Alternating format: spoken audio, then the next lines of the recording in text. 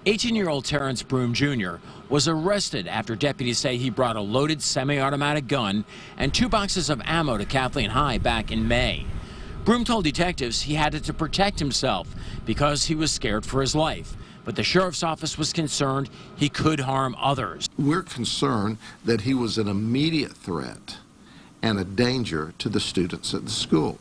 So in addition to arresting Broom, the Polk Sheriff's Office asked a judge to grant a risk protection order, which would have taken away his gun for at least a year.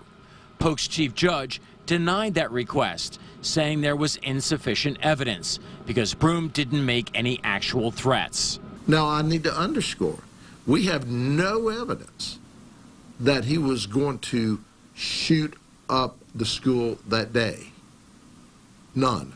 But we have no evidence that he wasn't. So Judd is appealing the lower court's decision. In Hillsborough County recently, another judge granted a risk protection order for 18-year-old Corey Anderson after he held up a fake handgun and a fake rifle on social media and said, "Siri, directions to the nearest school." The courts interpreted that as enough of a threat to temporarily ban him from getting a real gun. So when you get a risk protection order, it is not required to show that the defendant or the respondent has a gun, possesses a gun, or did or would possess a gun.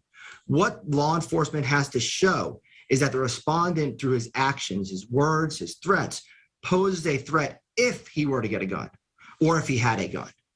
Polk Sheriff Grady Judd wants to see protection orders interpreted more broadly. He says whatever the appellate court decides could be groundbreaking. It will absolutely create case law. It may broaden the authority of the risk protection order.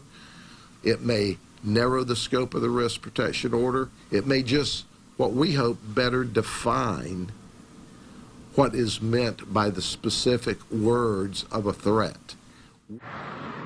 So a lot of people are going to be watching this case in particular. In the meantime, we have no comment from the chief judge here in Polk County or the young man at the center of this whole thing. Back to you.